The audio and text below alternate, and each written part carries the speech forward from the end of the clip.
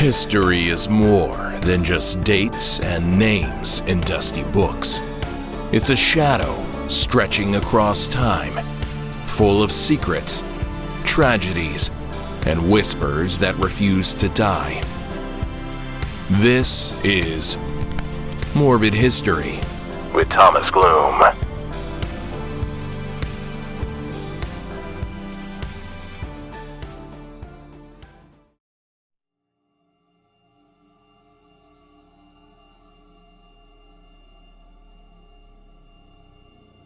May 31, 1889.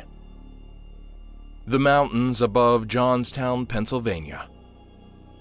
Rain pelts the earth in sheets, filling streams until they swell, boil, and spill over. Down below, families light lanterns, their children's faces pressed to the window, watching the storm with awe and wonder. Fear hasn't arrived yet. But if they knew what was about to be unleashed upon them, their hearts would have seized within their chests. High above them, the South Fork Dam groans beneath the weight of an impossible burden. An inland sea held back by walls never meant to bear this load. Mother Nature is angry. And why shouldn't she be, with this newest human encroachment? The caretaker runs, desperate to find help, but it's too late.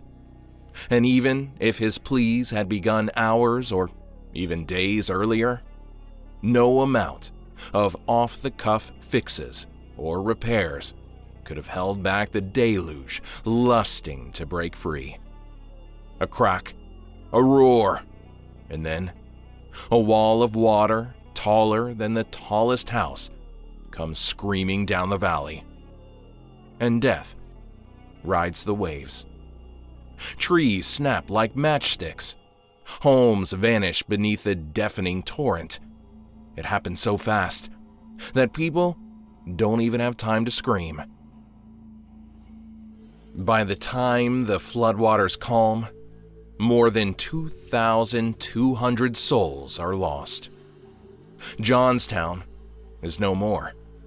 Wiped away with such vigor that it's as if the place never even existed. This wasn't an act of God. This was human ambition, mixed together with a toxic and deadly dose of hubris. Today, we're diving into drowned dreams, stories of human pride, carelessness, and greed that turned grand designs into deadly disasters.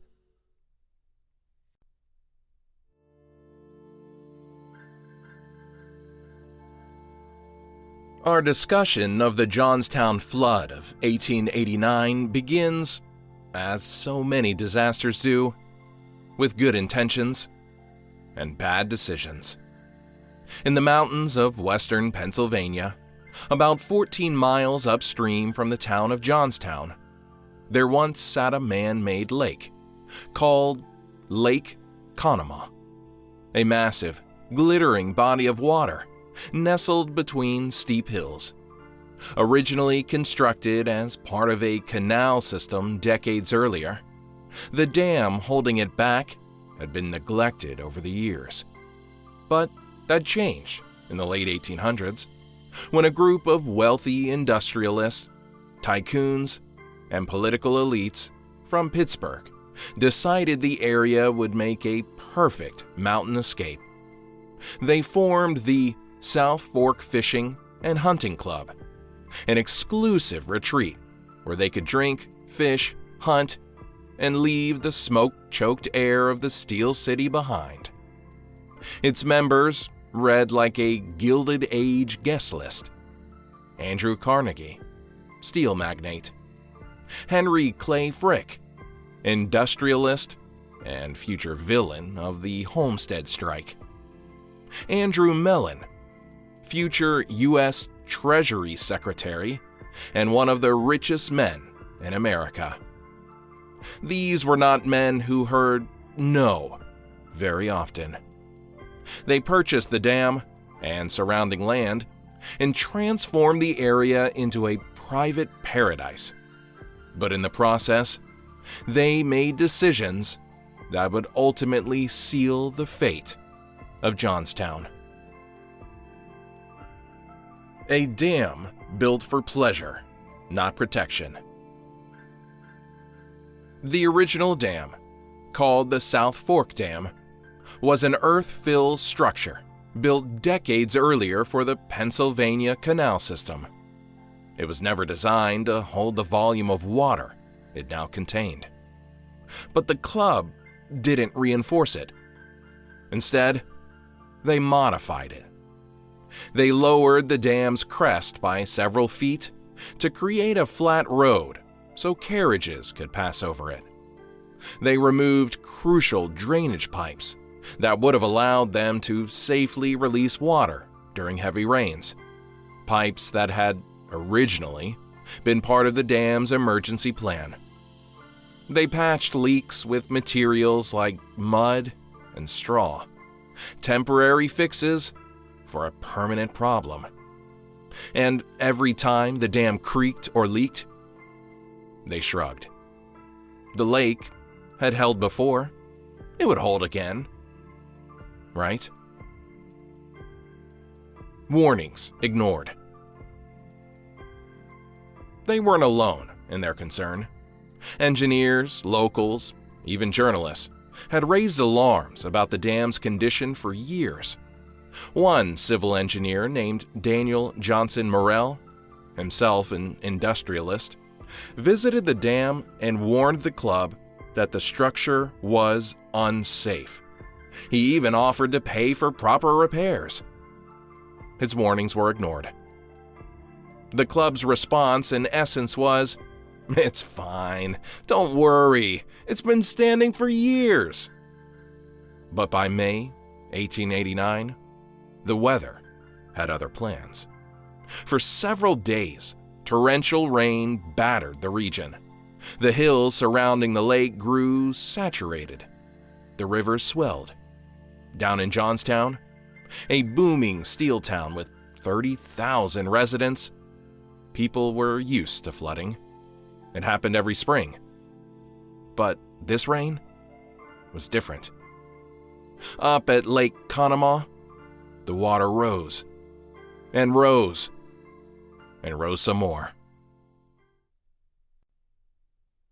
May 31, 1889. The dam breaks. That morning, engineers at the South Fork Dam noticed the lake level was dangerously high. They tried to clear debris from the spillway to let water out, but it was too little, too late. Around 3:10 p.m., the dam gave way.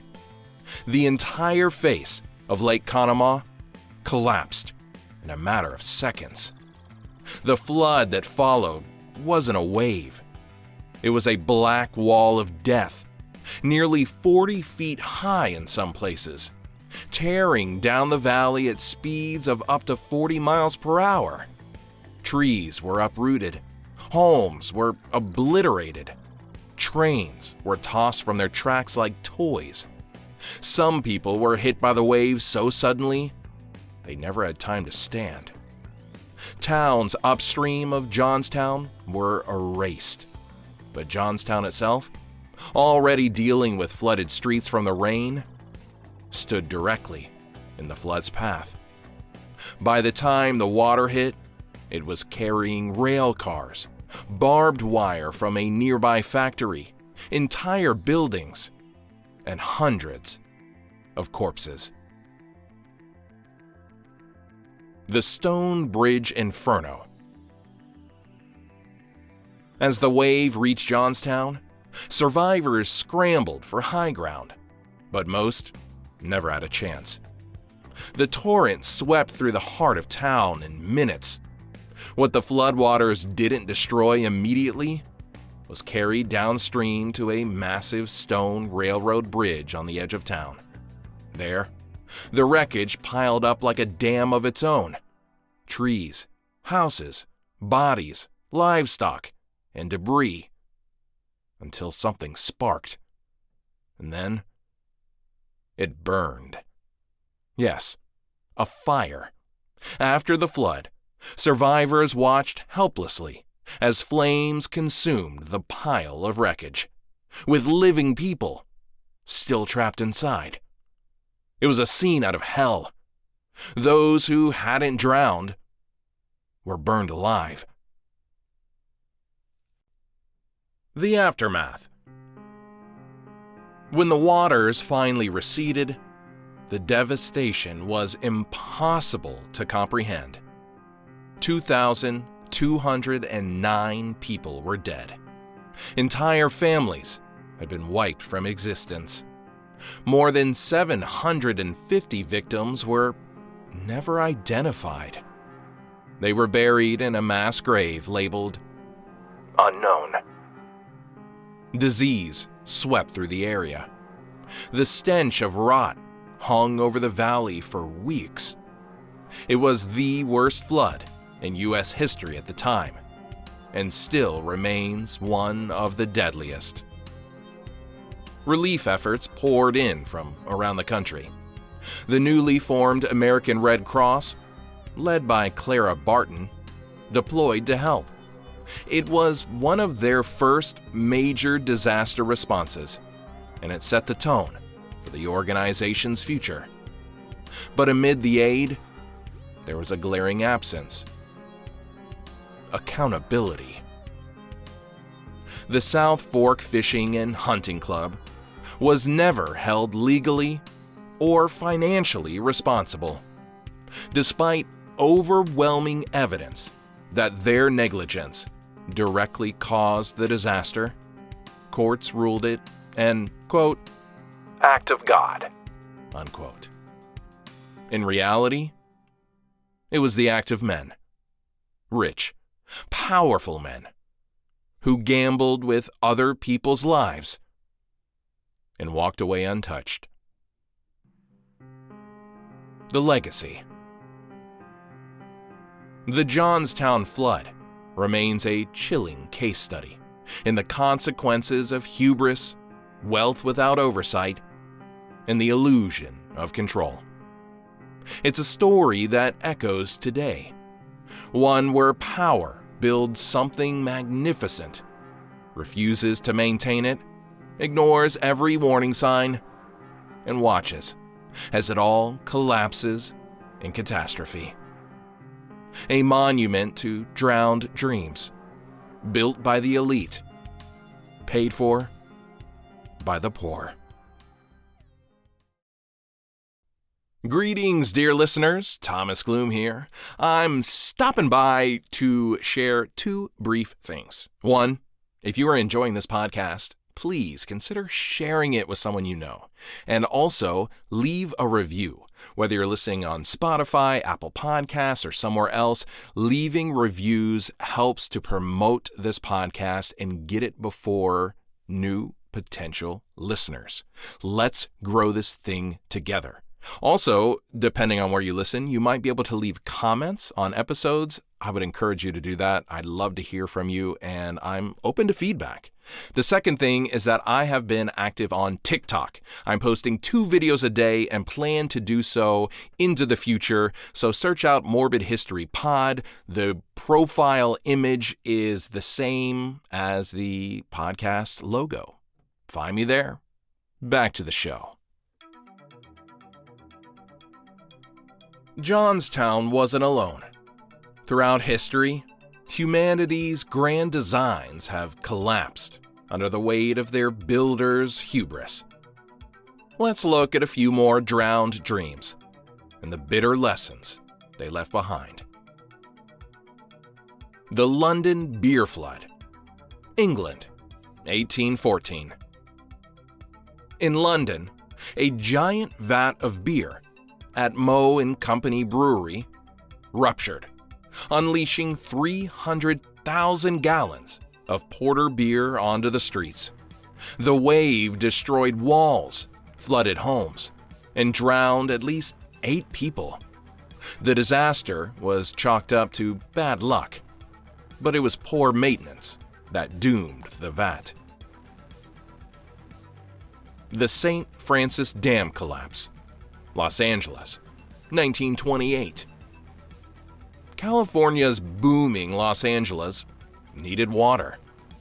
Engineer William Mulholland delivered the St. Francis Dam. Rushed, overconfident, flawed.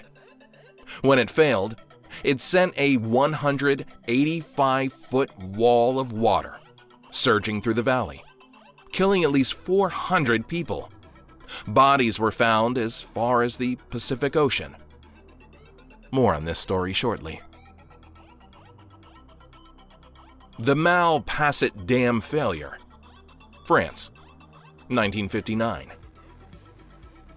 A neglected geological survey, an ignored crack, and torrential rain combined to destroy this dam. The flood killed over 400 people, flattening the town of Fréjus. Another case of human plans drowning in human error. The Banqiao Dam disaster, China, 1975. Touted as a triumph of engineering, this dam couldn't withstand the storm that hit. Over 170,000 people died between the flood and resulting famine. The deadliest dam disaster in all of history. Poor design and ignored warnings turned it catastrophic.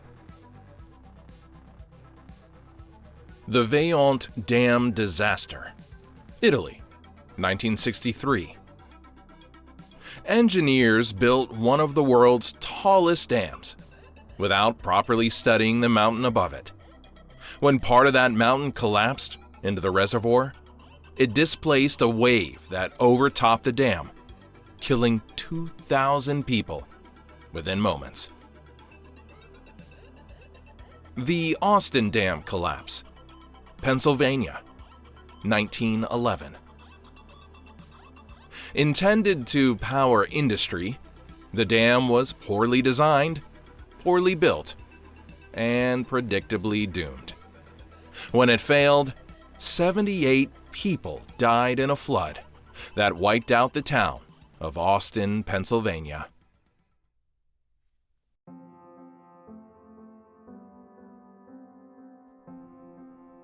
Join me now on this train ride. Let's return to California. It was a time of explosive growth. In the early 1900s, Los Angeles was transforming from a modest western town into a booming metropolis. The one thing standing in its way, though? Water. The city's leaders had a vision: to reach across the desert and pull water from faraway sources, rerouting rivers and reshaping valleys. At the center of that vision was a man named William Mulholland. A self-taught engineer with a thick Irish accent and a relentless work ethic, Mulholland was a symbol of Los Angeles' grit and ambition. He helped design and build the Los Angeles Aqueduct, a 233-mile marvel that brought water from the Owens Valley to the parched city in 1913. It was hailed as a triumph of modern engineering. And so, when Los Angeles needed a reservoir to store even more water for its ever-growing population, the city turned to the same man once again. What Mulholland gave them was the St. Francis Dam. A monument to ambition.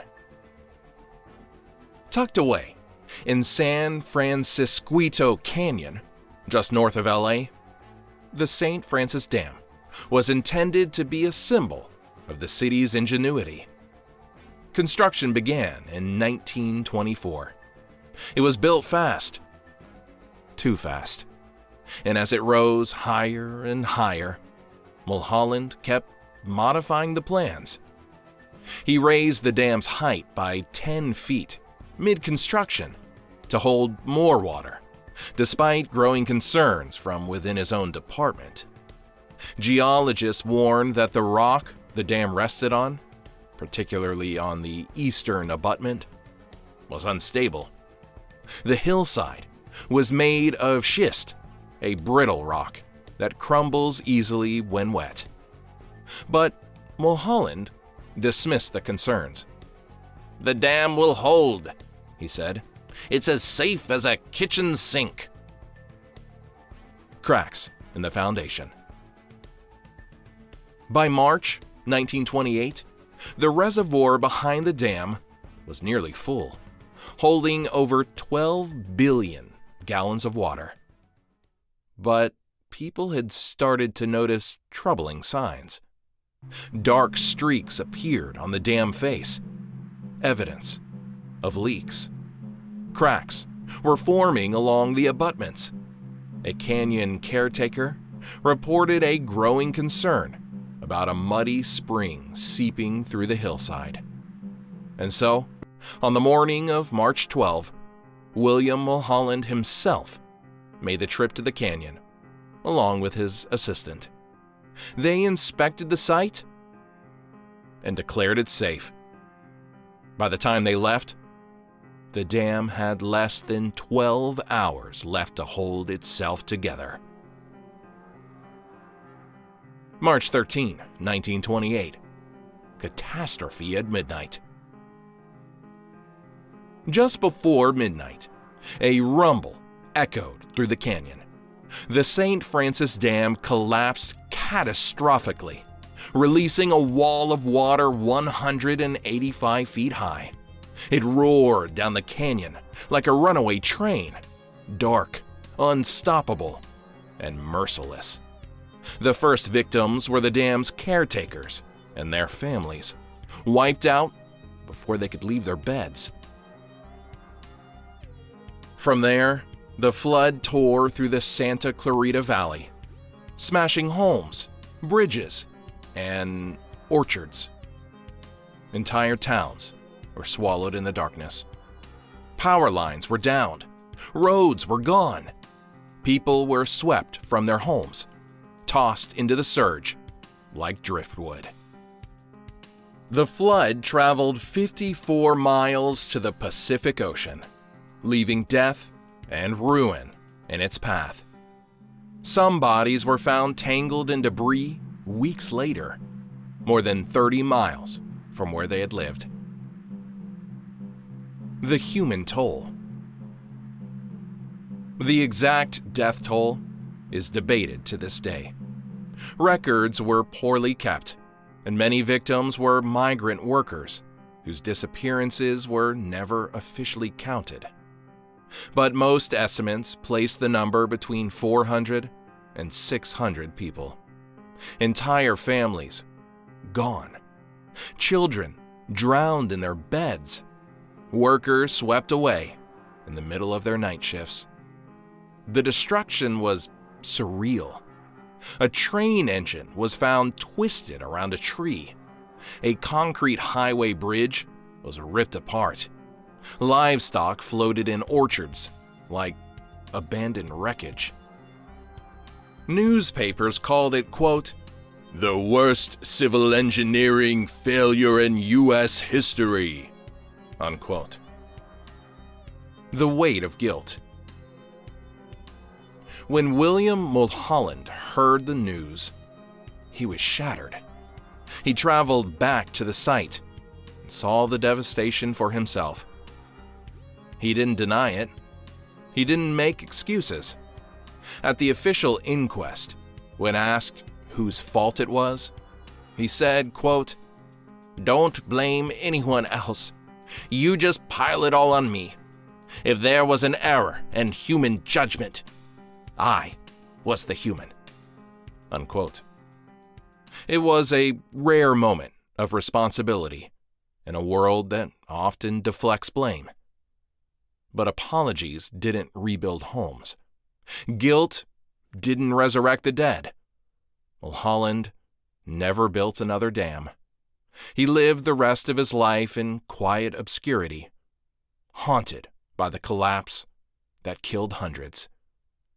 He had once said, in his prime, quote, "If you don't get water to a city, you don't have a city," unquote. But after the collapse, the city had water.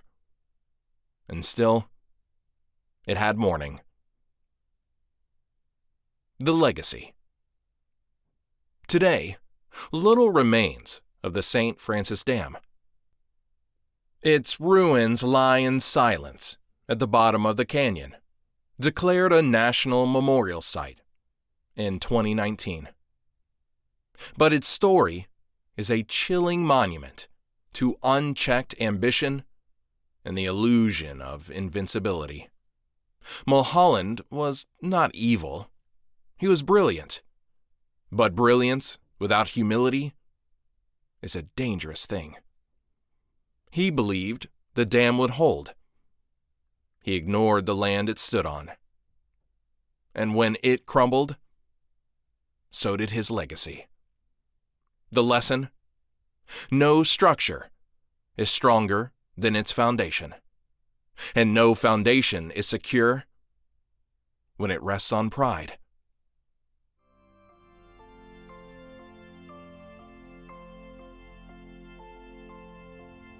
We build. We strive. We dream of controlling nature.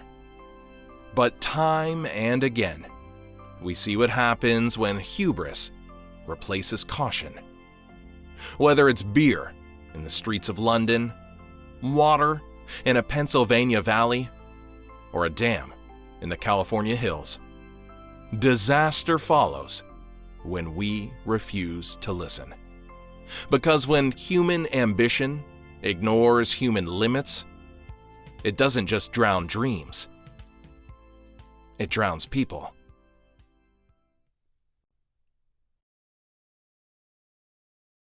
And that, dear listeners, is Drowned Dreams. I'm your host, Thomas Gloom, and this has been another episode of Morbid History, where the past is always a little darker than we'd like to remember. If you enjoyed the show, please leave a review and follow me on Instagram at Morbid History Pod for more eerie tales and updates. Also, search me out on TikTok. I've begun posting 2 videos a day to help promote this podcast. It's a great way to connect with me directly while also quenching your hunger for more of the strange, weird, and horrific history that is often left out of the history books. And don't forget, a new Morbid Morsel will drop in 2 weeks. Until then, stay curious, stay safe, and remember, history can be a lot of things, including morbid.